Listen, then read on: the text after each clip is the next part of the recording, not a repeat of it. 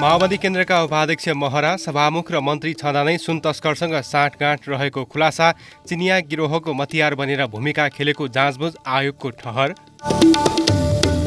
अस्थायी आवास निर्माणका लागि जाजरकोट र रुकुम पश्चिमका भूकम्प पीडितले अझै पाएनन् अनुदान, रकम नपाउँदा चर्किएको घरमा फर्किन बाध्य। नेपालमा निजी सवारी साधन सहितका विलासिताका सामानको प्रयोग बढ्दै गएको तथ्याङ्क सार्वजनिक, बदलिँदो जीवनशैली र क्रय शक्तिमा वृद्धि मुख्य कारण।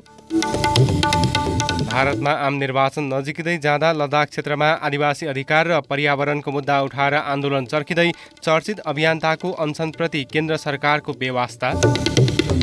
र नेपालले आज आयरल्यान्डको ए टिमसँग T20 म्याच खेल्दै। नमस्कार, कान्तिपुर डायरीका साथै खिलनाथ र सुरज। समाचार अब विस्तारमा।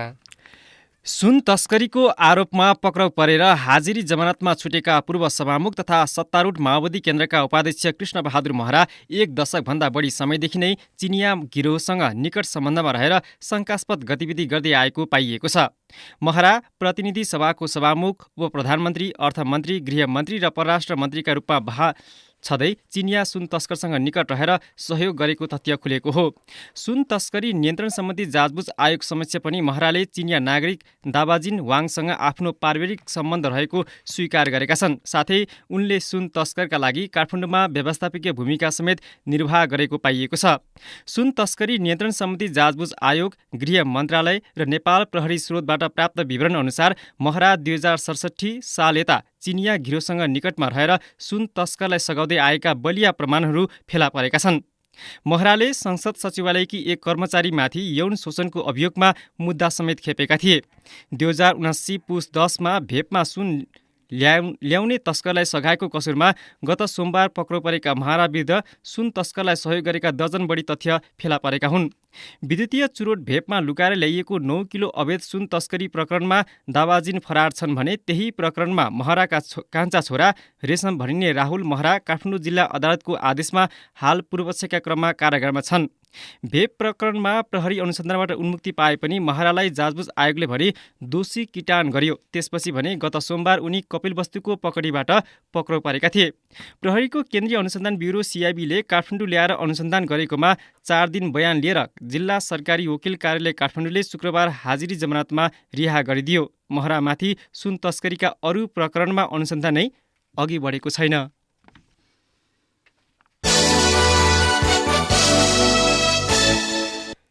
भूकम्प गएको झन्डै 4 महिना बितिसक्दा पनि जाजरकोट र रुकुम पश्चिमका भूकम्प पीडितले अस्थायी आवास निर्माणका लागि सरकारले दिने भनिएको रकम पाउन सकेका छैनन्। पहिलो किस्ता पाएका कतिपयले पनि दोस्रो किस्ताको रकम पाउन सकेका छैनन्। जाजरकोटको नलगाड नगरपालिका 4 का वडा अध्यक्ष बद्री पन्तले भन्नुभयो, केहीले त आफूसँग पैसा नभएपछि कर्जा लिएरै टहरा बनाएका छन्। अहिले दोस्रो किस्ताको रकम माग्दै वडा कार्यालय आउनेको लर्को छ। पैसा आएको छैन भन्दै फर्काउनु परेको छ। पहिलो किस्ताकै रकम नपाउँदा भूकम्प पीडितहरू भूकम्पले चर्किएका पुरानै घरमा फर्किन बाध्य छन्। समयमै अस्थायी आवास बनाउन नपाउँदा झन्डै 30 परिवार जीर्ण घरमा फर्किएको भेरी 1 का धनबहादुर विकले बताए।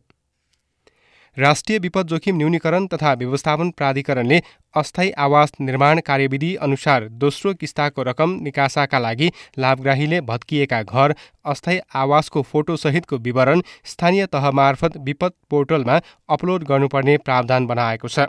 तर स्थानीय तहहरूले विवरण प्रविष्ट नगर्दा समस्या भएको जाजरकोटका प्रमुख जिल्ला अधिकारी सुरेश सुनारले बताउनुभयो। उहाँका अनुसार 42,524 लाभग्राही कायम भएकोमा 30,726 अस्थायी आवास मात्र निर्माण भएका छन्। 9,149 लाभग्राहीको विवरण मात्र वेब पोर्टलमा इन्ट्री भएको छ।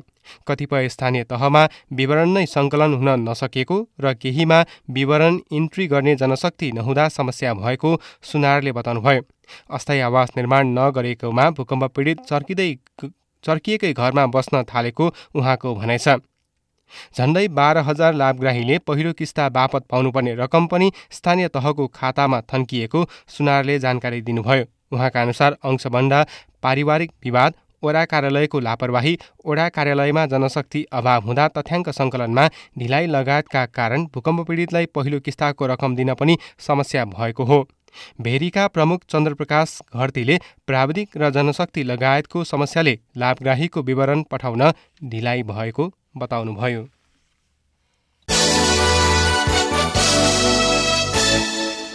उपप्रधान तथा परराष्ट्र मन्त्री नारायण काजी श्रेष्ठको चीन भ्रमण पनि belt and road initiative BRI कार्यान्वयन छलफलमा सीमित हुने भएको छ। सन् 2019मा तत्कालीन प्रधानमन्त्री केपी शर्मा ओलीको चीन भ्रमणका क्रममा BRI परियोजना अन्तर्गत नेपालले 35वटा परियोजनाको सूची पठाएको थियो। पछि चीनकै अनुरोधमा तिनलाई 9मा सीमित गरिएको थियो, तर कार्यान्वयनमा हस्ताक्षर भएको छैन। परराष्ट्रका एक अधिकारीले भने चीनका विदेश मन्त्री वाङ यीको निमन्त्रणामा उपप्रधानमन्त्री श्रेष्ठ 9 दिने चीन भ्रमणमा छन्। केही दिनअघि अर्थ, पूर्वाधार र परराष्ट्र मन्त्रालयबीच BRI परियोजनाका विषयमा छलफल भएको थियो, तर कुनै पनि परियोजना कार्यान्वयन गर्ने विषयमा गृह कार्य भएको छैन। यसपालि पनि छलफल अघि बढाउने हो। राष्ट्रपति सी जिनपिङ शक्तिमा आएपछि सन् 2013बाट चीनले वान बेल्ट वान रोड अवधारणा अघि सारेको थियो। चिनिया लगानीमा विश्वलाई जमिन र समुद्री मार्ग मार्फत जोड्ने गरी अघि सारिएको सो परियोजनालाई सन् 2015बाट BRI नाम दिइएको हो। त्यसपछि सडक सञ्जालका साथै पूर्वाधारहरूका अन्य क्षेत्रलाई पनि समेटिएको छ।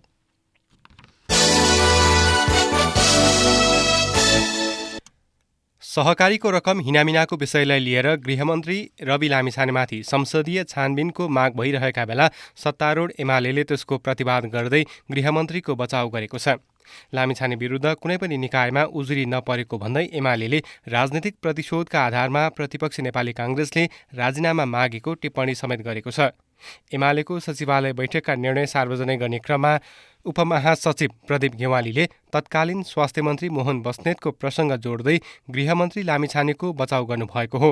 लामिछाने विरुद्ध कुनै निकायमा उजुरी नपरेको दावी गर्दै गेवालीले भन्नुभयो, अर्को एकजना मन्त्रीलाई चाहिँ अख्तियारले बयानका लागि बोलाएको थियो टेरामक्स प्रविधिको खरिद कार्यमा भएको अनियमितताको सवालमा, र बयान दिन बोलाइसकेपछि उहाँले चाहिँ न्यूनतम नैतिकताको पनि कुनै विषय नउठाइकन त्यसप्रति ध्यानै नदिइकन झण्डा हल्लाएर, झण्डा छोपेर पनि होइन, झण्डा हल्लाएर चाहिँ अख्तियारमा बयान दिन जानुभएको अवस्था थियो। अहिले गृहमन्त्रीको बारेमा त्यो लेभलको कतै उजुरी मुद्दा औपचारिक रूपमा दायर भएको स्थिति छैन।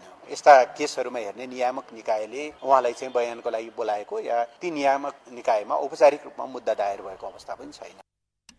गृहमन्त्रीको राजीनामा मागेर काङ्ग्रेसले द्वैध भूमिका देखाएको एमालेको भनाइ छ। उपमहासचिव गेवालीले लामिछानेलाई प्रधानमन्त्री बन्न प्रस्ताव गरेको काङ्ग्रेसले गृहमन्त्री भएपछि भने प्रश्न उठाएको टिप्पणी गर्नुभयो। नेपाली काङ्ग्रेसले जे गरिरहेको छ यस मामलामा उहाँहरूको एकदम द्वैध भूमिका देखिएको छ। एकातिर उहाँहरू 80सम्म जति बेला चाहिँ प्रधानमन्त्री पुष्पकमल दाहालले नेपाली काङ्ग्रेस सङ्घको सहकार्य तोड्ने निर्णय गर्नुभयो, त्यसपछि प्रधानमन्त्रीको अफर गर्दै नेपाली काङ्ग्रेस आफै पुगेको थियो। प्रधानमन्त्रीको निम्ति आफैले प्रस्तावित गरेको मान्छे गृहमन्त्रीको निम्ति अयोग्य हुन्छ भन्ने तर्क त्यो राजनीतिक प्रतिशोधको तर्क बाहेक अरू केही पनि हुन सक्दैन। यसैबीच उपप्रधान एवं गृहमन्त्री रवि लामिछानेले सहकारीको समस्या समाधानका लागि सरकारले काम गरिरहेको दावी गर्नुभएको छ। सहकारी पीडितसँग सरकारले वार्ता गरेर उनीहरूको रकम फिर्ताका लागि पहल गर्ने सहमति गरेको लामिछानेको भनाइ छ। चितवनमा हिजो सञ्चारकर्मीसँग कुरा गर्दै उहाँले भन्नुभयो, यसलाई समाधान गर्नेतर्फ सरकार लागेको छ, वार्ता सम्पन्न भएको छ, सडकमा हुनुहुन्थ्यो, सडकबाट एउटा सहमति भएर अब सम्पूर्ण देशैभरिको सहकारीको समस्या समाधान गर्नको निमित्त सरकारले जुन वार्ता टोली गएको थियो त्यो वार्ता सफल भएर अहिले उहाँहरूले आन्दोलन स्थगित गरेर काम गर्ने तवरमा हामी गएका छौँ। सरकारले सम्पूर्ण जसजसको बचत भएको छ उहाँहरूको फिर्ता गर्नको निमित्त जो मानिसहरू भागेका छन्, अपचलन गरेका छन्, उनीहरूको सम्पत्ति खोजेर त्यसलाई के कसरी हुन्छ उपलब्ध गराउने र उनीहरूलाई जहाँ भए पनि ल्याउने लगायतका कामहरूमा एउटा तपाईँले हेर्नुभयो विभिन्न बुदाहरूमा सहमति भएको छ। त्यसको कार्यान्वयनका लागि सरकार अगाडि बढ्छ। सहकारी ठगीमा संलग्न जोसुकैलाई कारबाही गर्न आफूहरू प्रतिबद्ध भएको गृहमन्त्री लामिछानेले बताउनुभयो। सहकारी ठगीको आरोप लागेका जीबी राईको सन्दर्भमा सोधिएको प्रश्नमा उहाँले कसैलाई जोगाउने पक्षमा नरहेको बताउनुभयो। रिजल्ट अवश्य पनि आउँछ, चिन्ता नगर्नु होला। अब फुल प्लेजमा तपाईँ हेर्नुहोस् न, हामीले 2 हप्ताको बीचमा गरेका कामहरू तपाईँहरूले हेर्न सक्नुहुन्छ। जुन स्पिडमा, जुन तदारुकताका साथ हामी काम गरिरहेका छौँ। सामान्य प्रधानमन्त्रीज्यूको स्ट्रिक्ट निर्देशन छ कि कहीँ कतै कसैलाई कानुनले जे भन्छ त्यही गर्ने, निर्दोष नफसोस्, दोषी नउम्कियोस् भन्ने स्पष्ट निर्देशन छ र हाम्रो स्पिरिट र स्पिड त सबैलाई थाहा छँदैछ। मलाई तपाईँले चिन्दै आउनुभएको, देख्दै आउनुभएको। त्यस कारणले हामीलाई कसैलाई फसाउनु छैन, कसैलाई बचाउनु छैन। सो बाँकी प्रक्रियाको कुरा हो। प्रक्रियामा केही जटिलता अवश्य पनि छन्। ती जटिलताहरूलाई चिर्दै हामी रिजल्ट दिन्छौँ। धार्मिक तथा ऐतिहासिक महत्त्व बोकेको झापा भद्रपुर 3 स्थित किच्चक बध क्षेत्रमा उत्खनन गर्दा झण्डै 2200 वर्ष पुरानो कुषाण वंशकालीन अवशेष फेला परेको छ। वैज्ञानिक अनुसन्धान गर्दा सो अवशेष त्यति पुरानो रहेको पुष्टि भएको हो। पुरातत्व विभागको उत्खनन टोलीले विभिन्न चरणमा त्यहाँ उत्खनन गरेको थियो। उत्खननका क्रममा भेटिएका अवशेष ईसापूर्व 120 देखि 200 वर्षसम्म चलेको कुषाण वंश शासनकालका अवशेष भएको पुरातत्वविद उद्धव आचार्यले बताउनुभयो। यो संरचना ईसाको 5औं शताब्दीसम्म अर्थात् भारतको गुप्तकालसम्म कायम रहेको र त्यो समयमा आएको महाभूकम्पले ध्वस्त भएको फ्रान्सेली भूगर्भविदको अध्ययनलाई उद्धृत गर्दै पुरातत्वविद आचार्यले दावी गर्नुभयो। कान्तिपुर डायरीमा अब ब्रेकको पालो। पछि कान्तिपुर डायरीमा अब बाँकी प्रसङ्ग। सुरुमा कान्तिपुर सविस्तार। कान्तिपुर सविस्तार। केन्द्रीय तथ्याङ्क कार्यालयले केही दिन अघि सार्वजनिक गरेको एक तथ्याङ्क अनुसार नेपालमा विलासिताका साधनको प्रयोग बढ्दै गएको पाइएको छ। उदाहरणका लागि निजी सवारी साधनको पहुँच, घरमा प्रयोग हुने विद्युतीय उपकरण लगायतलाई लिन सकिन्छ। त्यसमध्ये निजी सवारी साधनको प्रयोग 10 वर्षको अवधिमा व्यापक रूपमा बढेको सम्बद्ध अधिकारीहरूले बताएका छन्। बदलिदो जीवनशैली र क्रय शक्तिमा वृद्धि लगायतका कारणले निजी सवारी साधनको सङ्ख्या बढेको छ। नेपालमा कायम भएको कुल जनसङ्ख्या मध्ये 2,04,990 परिवारको पहुँचमा निजी सवारी साधन, कार, जीप र भ्यान पुगेको छ। अघिल्लो जनगणनाको तुलनामा थप 1,19,855 परिवारमा निजी सवारी साधन प्रयोग भइरहेको हो। यो सङ्ख्या 2068 को जनगणनामा 85,135 मात्र थियो। तुलनात्मक रूपमा हेर्ने हो भने पनि कुल जनसङ्ख्याको 3.1%मा निजी सवारी साधनको सुविधा पुगेको छ, जुन अघिल्लो जनगणनामा जम्मा 1.6%मा सीमित भएको थियो। गणनामा पाइएको तथ्याङ्कले साधन स्रोतमा उल्लेख्य पहुँच पुगेको देखिएको छ। नेपालको जनसङ्ख्या अनुपातमा सामान्य देखिए पनि प्रतिशतमा भने उच्च भएको जानकारहरू बताउँछन्। तथ्याङ्क कार्यालयका निर्देशक ढुण्डी लामिछानेले भने यसले के देखाउँछ भने परिवारमा चाहिँ यातायात साधनहरू चाहिँ जोड्ने, प्रयोग गर्ने क्रम चाहिँ बढेको नै देखिन्छ। एकदमै उच्च तहमा पुगेको देखिन्छ।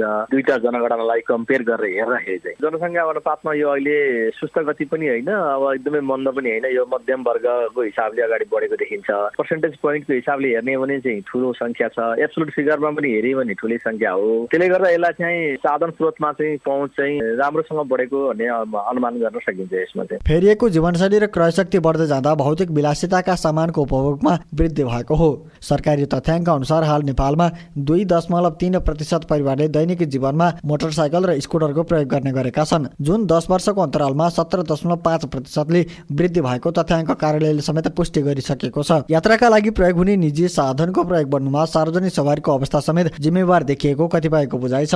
यातायातको सुविधा उपयुक्त नहुँदा सवारी साधनको संख्या बढेको त्रिभुवन विश्वविद्यालय समाजशास्त्र विभागका उपप्राध्यापक प्रेम चलाउने बताउँछन्। ट्रान्सपोर्टेसनको जो फेसिलिटीको जो अहिलेको चाहिँ हाम्रो स्थिति छ, त्यसले चाहिँ नि व्यक्तिहरूलाई चाहिँ त्यो निजी साधन प्रयोग गर्नु बाध्यतामा चाहिँ धकेलिराखेको भन्ने मलाई लाग्छ। अब यसो कुरा गर्दाखेरि चाहिँ यो चाहिँ एक किसिमको पब्लिक पोलिसीको बाइ प्रोडक्टको रूपमा मैले बुझिरहेको छु। यसलाई चाहिँ राज्यको पोलिसी कस्तो छ, यी यावत कुराहरूले पनि चाहिँ निजी भेहिकल बढेको कुराहरूलाई चाहिँ पुश गरिरहेछ भन्ने मेरो हेराइ चाहिँ त्यस्तो छ। नेपाली समाज विलासितामा रमाउँदै गएको उदाहरण विद्युतीय उपकरणको प्रयोगलाई समेत लिन सकिन्छ। अघिल्लो पटकको गणनामा स्मार्टफोन प्रयोगकर्ताको संख्या जाँचिएको थिएन। पछिल्लो गणनाबाट भने स्मार्टफोन प्रयोग गर्ने परिवारको संख्या 48,62,685 पुगेको छ।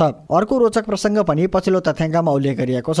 2068 सालमा कुल जनसङ्ख्याको 7.3%ले प्रयोग गर्ने ल्यान्डलाइन टेलिफोन सेवा अहिले 4.5%मा झरेको छ, जुन झन्डै 1 लाखले कम हो। यसो हुनुमा प्रविधिमा भएको विकाससँगै यसको उपयोगप्रति आम मानिसको रोजाइलाई प्रमुख कारक मानिएको छ।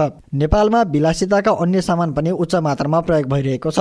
गणना अनुसार 23.7% पहुँचमा रेफ्रिजरेटर, 4.2% घर परिवारको पहुँचमा वासिङ मेसिन त कम्तीमा 1% पहुँचमा एयर कन्डिसन एसी पुगेको छ। यो तथ्याङ्क 66,60,041 परिवारबाट सङ्कलन गरिएको सम्बद्ध अधिकारीहरूले बताएका छन्। सरकारले विलासी सामानको आयातमा समेत समय समयमा रोक लगाउँदै आएको छ। मुलुकको मुद्रा सञ्चितलाई ध्यान दिएर सरकारले त्यस्तो नीति लिए पनि यसको प्रयोगका लागि दीर्घकालीन योजना र नीति बनाउनु पर्ने संकेत गणनाको तथ्याङ्कले दिएको छ। तथ्याङ्क कार्यालयका निर्देशक लामिछाने भन्छन्, यस्ता खालका विलासिताका साधनहरूको उत्पादनमा चाहिँ अब राज्यले पनि केही गर्यो भने अथवा त्यसलाई केही तरिकाले कन्ट्रोल गर्नुपर्छ कि भन्ने सङ्केत चाहिँ यसले गरेको छ। यसले जुन हिसाबले बढेको छ त्यो हिसाबलाई नियन्त्रण गर्नको लागि अथवा व्यवस्थापन गर्नको लागि राज्यले केही न केही उपाय गर्नुपर्छ। हामीले चाहिँ अहिलेसम्म चाहिँ साधन र स्रोतमा ट्याक्स लागेको कारणले अलिकति राजस्व त सङ्कलन गर्छौँ, तर बाहिर जाने जुन पैसा छ हाम्रो त्यसलाई नियन्त्रण गर्नको लागि चाहिँ यो सङ्ख्या जुन जनगणनाले देखाएको सङ्ख्या छ त्यसलाई आधार मानेर एउटा पोलिसी बनाउन सकिने अवस्था देखिन्छ जस्तो लाग्छ। सरकारी तथ्याङ्क अनुसार कार, जिप र भ्यान तथा मोटरसाइकल प्रयोग गर्नेको संख्या बागमती प्रदेशमा उच्च छ, जहाँ कार जिप प्रयोग गर्ने 6.4% छन् भने 35.8%ले मोटरसाइकलको प्रयोग गर्ने गरेका छन्। तर भौगोलिक रूपमा सुगम मानिएको मधेसमा भने मोटरसाइकल प्रयोग गर्नेको संख्या 34.1 र साइकल प्रयोग गर्ने परिवारको संख्या 67.4% छ। यस्तै कर्णाली प्रदेशमा भने कार जिप प्रयोग गर्ने 0.8, मोटरसाइकल प्रयोग गर्ने 6.7 र साइकल प्रयोग गर्ने 1.8% छन्। निजी सवारी साधन बढ्नुमा देखासेकै प्रवृत्ति, विलासी जीवनशैलीको प्रभाव र सरकारी नीतिको अभाव देखिएको त्रिभुवन विश्वविद्यालयका समाजशास्त्र विभागका उपप्राध्यापक चलाउने बताउँछन्। एउटा विलासिताको कारण पनि हुन सक्छ। देखासेकीले पनि मान्छेले एउटाले आफ्नो छिमेकीले मोटरसाइकल किनेको देख्यो भने उसको अर्को छिमेकीले चाहिँ मोटरसाइकल किन्ला अथवा गाडी किन्ला, प्राइभेट कार किन्ला। तर सँगसँगै चाहिँ यो बढ्नुको पछाडिको कारण मेरो लागि म स्टेट पोलिसी चाहिँ त्यहाँ चाहिँ जिम्मेवार देख्छु, किनभने हाम्रो राज्यको कुनै नीति छैन के एकजना व्यक्तिलाई चाहिँ कतिवटासम्म भेहिकल चाहिँ नि प्रयोग गर्न दिने त नि। अरू डेभलप कन्ट्री हेर्नुहुन्छ भने चाहिँ त्यहाँ एउटा भन्दा चाहिँ भेहिकल चाहिँ एकजना व्यक्तिलाई चाहिँ त्यो दिने हुँदैन नीति राज्यको जेनरली। पछिल्लो समय अत्यावश्यक जस्तै भइसकेको इन्टरनेट प्रयोगकर्ताको संख्या पनि बढेको छ। 10 वर्ष अघिको गणनामा 3.4% को पहुँचमा रहेको इन्टरनेट सेवा अहिले 37.8% मा पुगेको छ। टेलिभिजन प्रयोगकर्ताको संख्या 37.1 बाट 49.4% मा विस्तार हुँदा रेडियो प्रयोगकर्ताको संख्यामा 17.5% ले घटेको छ। 2068 मा 51.7% ले प्रयोग गर्नेमा 34.2% मात्र भएको छ। 2068 मा 51.7% ले प्रयोग गर्नेमा 2078 को जनगणना अनुसार 34.2% ले मात्र रेडियोको प्रयोग गर्ने गरेका छन्। यो रेडियो सेटबाट रेडियो सुन्नेको मात्र संख्या हो, तर अहिले रेडियो माध्यम पनि डिजिटल फर्म्याटमा जोडिएका छन्। रेडियो कान्तिपुरका लागि नवीन कोइराला। कान्तिपुर सविस्तार। कान्तिपुर डायरीमा पुनः ब्रेकको पालो। हिलटेकको सिपिभिसी र पिपिआर पाइप जडान गर्न सजिलो छ। हिलटेकको पाइप तातो चिसो पानी दुबईमा सुहाउने। हिलटेकको सिपिभिसी र पिपिआर पाइप अन्तर्राष्ट्रिय स्तरको हिलटेकको सिपिभिसी र पिपिआर पाइप 50 वर्षसम्म टिकाउ, उच्च गुणस्तरीय पाइप र फिटिङ्स, नचुहिने, जडान गर्न छिटो र सजिलो। हिलटेकको सिपिभिसी र पिपिआर पाइप। हिलटेक फिट एन्ड फर्गेट। भर्खर +2 पास गर्नुभएको वा जागिर गरिराख्नु भएकाहरूका लागि जरुरी सूचना। त्रिभुवन युनिभर्सिटी र शिक्षा मन्त्रालयद्वारा मान्यता प्राप्त अनि वर्ल्ड एजुकेसन सर्भिसेसमा पनि एक्सेप्टेड जाउलाखेलको डिएभी कम्प्लेक्स स्थित Indira Gandhi national open university इग्नुको नेपाल इन्फर्मेसन टेक्नोलोजीबाट ओपन एन्ड डिस्टेन्स मोडद्वारा सञ्चालित सो मोडलमा एमबिए का साथै बीसीए, बीए अनि बीकममा जनवरी साइकलका लागि भर्ना खुला भएको छ। सम्पर्क नम्बर 9851 77556। कान्तिपुर डायरीमा अब आर्थिक प्रसङ्ग। सरकारले सञ्चालन गर्दै आएको सुक्खा बन्दरगाह र एकीकृत जाँच चौकी अब निजी क्षेत्रले सञ्चालन गर्ने भएको छ। सुक्खा बन्दरगाह र एकीकृत जाँच चौकीबाट हुने काम छिटो छरिटो अनि प्रभावकारी बनाउन नेपाल इन्टरमोडल यातायात विकास समितिले निजी क्षेत्रसँग सम्झौता गरेको हो। सरकारी निजी सहकार्य मोडलमा सञ्चालन गर्न सम्झौता भइसकेको समितिका कार्यकारी निर्देशक आशिष गजुरेलले बताउनुभयो।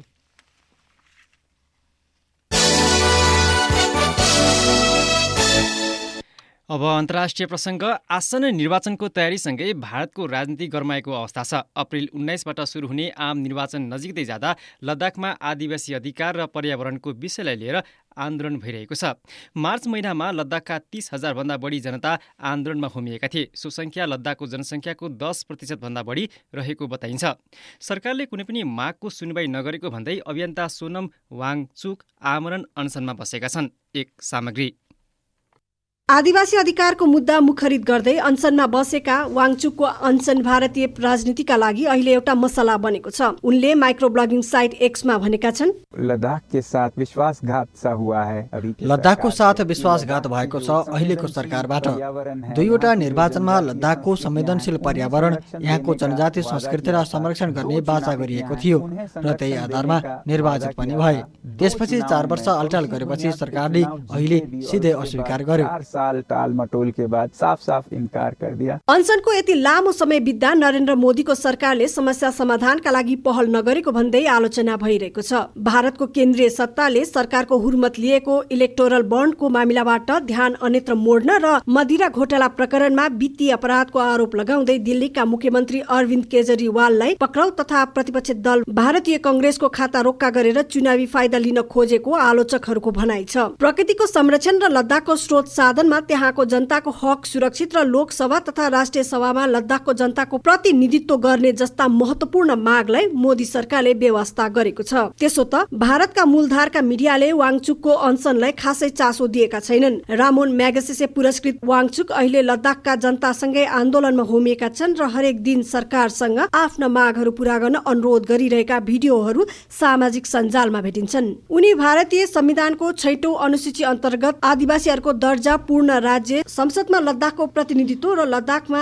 सुरक्षित रोजगारीको लागि लोकसेवा आयोगको स्थापना गर्न माग गरिरहेका छन्। 6औं अनुसूचीमा भारतको संविधानमा आदिवासीहरूको हक अधिकार सुनिश्चित गरिएको छ, जस अनुसार प्रजातन्त्रलाई बढावा दिन 6औं अनुसूची अनुसार ती क्षेत्रमा स्वायत्त जिल्ला काउन्सिल र स्वायत्त क्षेत्रीय काउन्सिल बनाउने अनुमति दिन्छ। यो निर्वाचित अङ्ग हो जसले त्यहाँको प्रशासनले त्यहाँको नागरिकलाई जमिन, जंगल र प्राकृतिक स्रोतमा पूर्ण अधिकार दिन्छ। आदिवासी आफ्नो जमिन, जंगल, सामाजिक संस्कृति र प्रथाका लागि आफ्नो कानून आफै बनाउन सक्छन्। सो प्रावधानले बाहिरको मानिसले त्यहाँको प्राकृतिक स्रोत साधनको दुरुपयोग गर्न पाउँदैनन्। सो कानून आसाम, मेघालय, त्रिपुरा र मिजोरमको आदिवासी बस्ने क्षेत्रमा मात्र कार्यान्वयनमा छ। लद्दाखमा जंगल नभए पनि जलवायु परिवर्तनको कारणले सो क्षेत्र अति संवेदनशील भएको वाङचुकले बताउँदै आएका छन्। त्यहाँको प्राकृतिक स्रोत साधनलाई उद्योगका लागि प्रयोग गर्न दिएमा खतरा हुने र प्राकृतिक प्रकोपको लागि आहारा बन्न सक्ने चेतावनी विज्ञहरूले दिँदै आएका छन्। लद्दाखको बहुसंख्यक जनता 6औं अनुसूचीको परिभाषाभित्र पर्दछन्। National commission for schedule tribe अनुसार लेहमा 66.8%, कारगिलमा 83.49% र जान्स्करमा 79.16% आदिवासी बसोबास गर्छन्। अगस्त सन् 2019मा भारत सरकारले संविधानको धारा 370 खारेज गरेपछि एउटा पूर्ण राज्यको रूपमा रहेको जम्मू कश्मीरलाई 2 भागमा विभाजन गरियो, जसमा लद्दाख भिन्दै युनियन टेरिटोरी र जम्मू कश्मीरलाई अलग युनियन टेरिटोरी बनायो। यसको अर्थ जम्मू कश्मीर र लद्दाख 2 भिन्दा भिन्दै केन्द्र शासित प्रदेशमा खुम्चिए। 370 खारेज भएपछि लद्दाखका जनताले आफ्नो प्रजातान्त्रिक अधिकार समेत गुमाउन पुगेका छन्। विवादको एउटा मुद्दा त्यही हो, किनभने सन् 2019 अघि जम्मू कश्मीर पूर्ण राज्य हुँदा लद्दाखका नुब्रा, लेह, कारगिल र जान्स्कर क्षेत्रबाट 4 जना विधानसभा सदस्य हुने गर्थे। तर अहिले राज्य स्तरमा लद्दाखसँगै आफ्नो प्रतिनिधित्व चुन्ने कुनै अधिकार छैन। लोकसभाका लागि अधिकार छ, तर त्यहाँ पनि 1 जना मात्र प्रतिनिधित्व चुन्ने अधिकार छ। लद्दाखका आदिवासी समूहले स्थानीय तहमा उनीहरूलाई 6औं अनुसूचीमा सूचीकृत गर्नुपर्ने माग उठाएका हुन्। 4 वर्ष अघि भारतीय जनता पार्टी भाजपा आफैले लद्दाखलाई 6औं अनुसूचीमा राख्न लबिङ गरेको थियो। भाजपा सत्तामा भए पनि अहिले सो मुद्दाबाट आफै पन्छिएको आरोप लागिरहेको छ। सन् 2020मा अटोनोमस हिल डिस्ट्रिक्ट काउन्सिलको निर्वाचनको बेला गृहमन्त्री अमित शाहले निर्वाचनको 15 दिनपछि यी मागहरू पूरा गर्ने बाचा गरेपछि आन्दोलन स्थगित भएको थियो। भाजपाले सो निर्वाचनमा 15 सिट जित्यो। त्यसपछि डिसेम्बर 2021 र नोभेम्बर 2022मा प्रदर्शनहरू भएका थिए, तर सरकारले उनीहरूको माग पूरा नै गरेन। त्यसैले अभियन्ता वाङचुक अहिले अनसनमा बसेका हुन्। अन्तर्राष्ट्रिय सञ्चार माध्यमका साथ सुनिता लोहनी। कान्तिपुर डायरीमा अब खेल प्रसङ्ग। नेपाली राष्ट्रिय क्रिकेट टोलीले आयरल्यान्डको ए टिमसँग 2वटा T20 म्याच खेल्दैछ। आज हुने पहिलो T20 म्याच कीर्तिपुर स्थित त्रिवी क्रिकेट मैदानमा दिउँसो 1 बजे सुरु हुनेछ। यो खेलपछि आयरल्यान्ड ए टिमले नेपाल ए टिमसँग 3वटा टी20 र 3 एकदिवसीय सिरिज खेल्नेछ। आयरल्यान्ड वुल्भ्ससँग हुने एकदिवसीय र टी20 सिरिजका लागि नेपाल क्रिकेट सङ्घले हिजो छुट्टाछुट्टै 2 टिमको घोषणा गरेको छ। अवस्थानीय प्रसङ्गसँगै कान्तिपुर डायरीको यो बुलेटिन अहिलेलाई यहीँ सकिन्छ। साथै खिलनाथ र सुरज बिदा हुन्छौँ। नमस्कार।